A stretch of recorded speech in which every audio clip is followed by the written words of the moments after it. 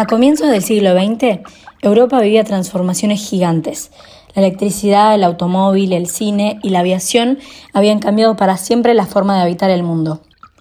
La llamada Belle Époque convivía con tensiones sociales y políticas que muy pronto estallarían en guerra. En Italia, un país recientemente unificado, había una fuerte sensación de atraso frente a las potencias europeas. El norte se industrializaba, el sur seguía siendo agrícola y culturalmente todavía se miraba hacia el Renacimiento y los clásicos como modelos. En ese clima, en 1909, Filippo Tommaso Marinetti publica en Le Figaro el Manifiesto Futurista, que propone romper con el pasado y glorificar la modernidad, la máquina, la velocidad, la juventud y provocativamente la guerra como la única higiene del mundo. En Rusia, la situación era muy distinta. El imperio zarista de Nicolás II era enorme pero atrasado, con enormes desigualdades sociales. Tras la revolución de 1905, el zar mantenía el poder, pero el malestar popular crecía. Allí surgió un futurismo propio, con grupos como Guileye y figuras como Vladimir Mayakovsky, que apostaban por romper con la tradición literaria a través de la poesía, la tipografía y la provocación pública. En vez de glorificar la máquina, como en Italia, los futuristas rusos pusieron el foco en dinamitar el lenguaje y en conectar el arte con la vida social y política. En Italia, cuando estalla la Primera Guerra Mundial en 1914, muchos futuristas se alistan como voluntarios. Para ellos era la oportunidad de convertir en acción lo que habían proclamado en manifiestos. Pero la crudeza del conflicto dividió el movimiento. Muchos quedaron desencantados por la violencia real, mientras que Marinetti siguió defendiendo la guerra como mito fundacional. El resultado fue que el futurismo perdió fuerza como vanguardia artística, pero ganó peso político.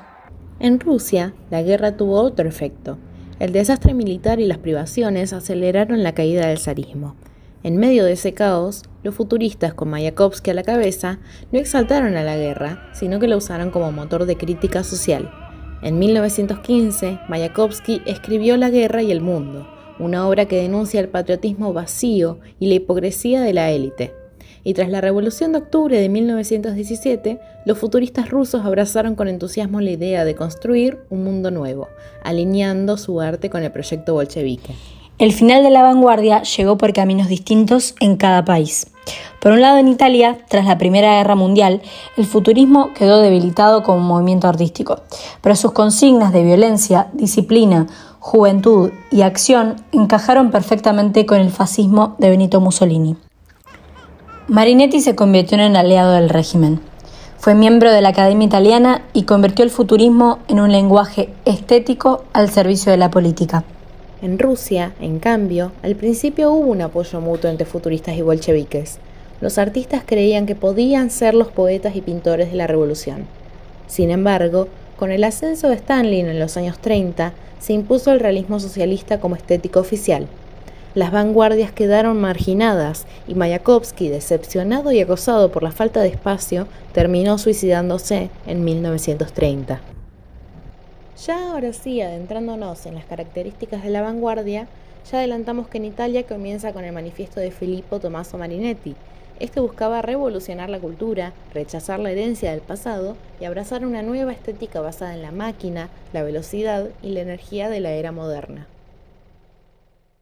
Contrastando con la literatura que ha magnificado hasta hoy la inmovilidad del pensamiento, el éxtasis y el sueño, nosotros vamos a glorificar el movimiento agresivo, el insomnio febriciente, el paso gimnástico, el salto arriesgado, las bofetadas y el puñetazo.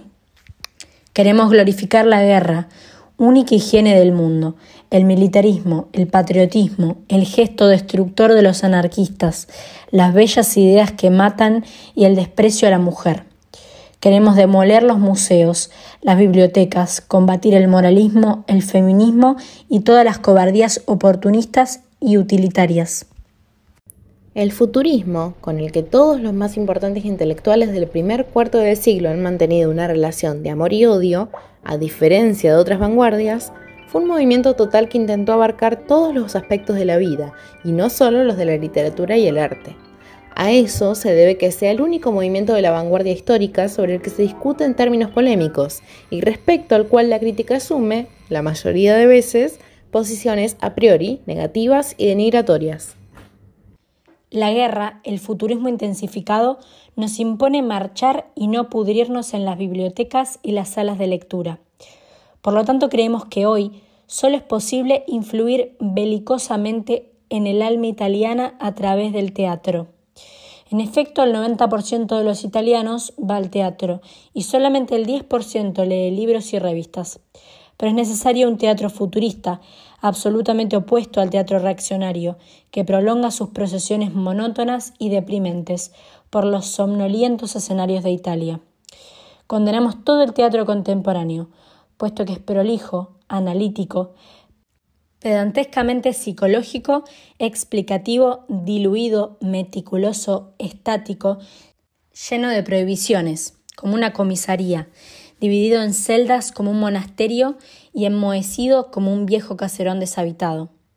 En resumen, es un teatro pacifista y naturalista, la antítesis de la velocidad feroz, arrolladora y sintetizante de la guerra.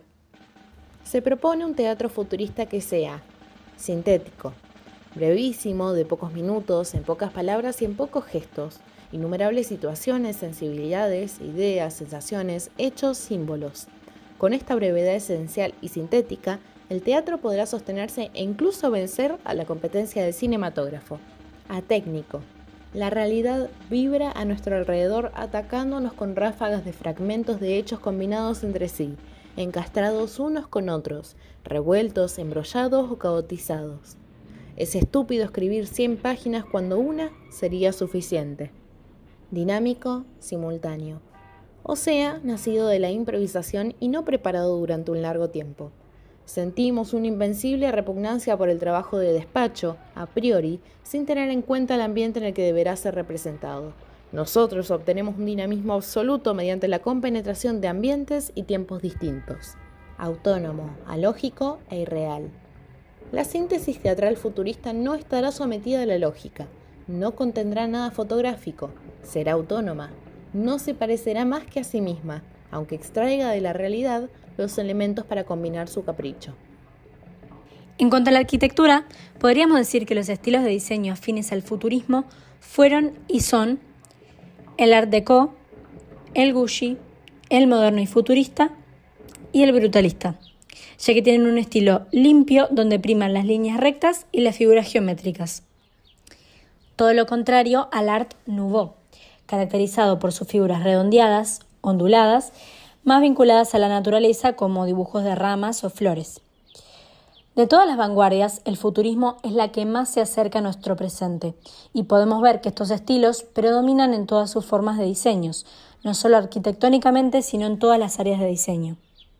Como toda vanguardia, la literatura futurista despreciaba todo lo anterior y se caracterizaba por ser atrevida, por hacer énfasis en lo absurdo, en la espontaneidad, abandonando la sintaxis, haciendo mucho uso de la onomatopeya y dando rienda suelta a la creatividad tipográfica.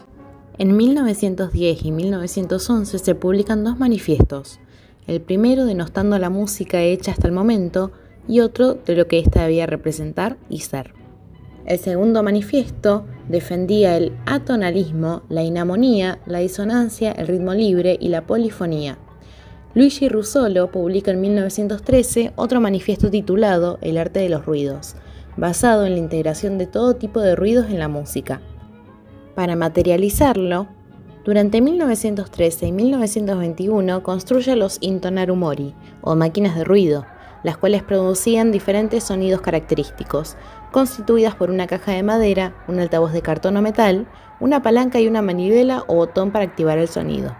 Sin embargo, todos fueron destruidos en la Segunda Guerra Mundial y hoy en día solo quedan registros fotográficos y réplicas. Una pieza musical muy conocida es El despertar de la ciudad.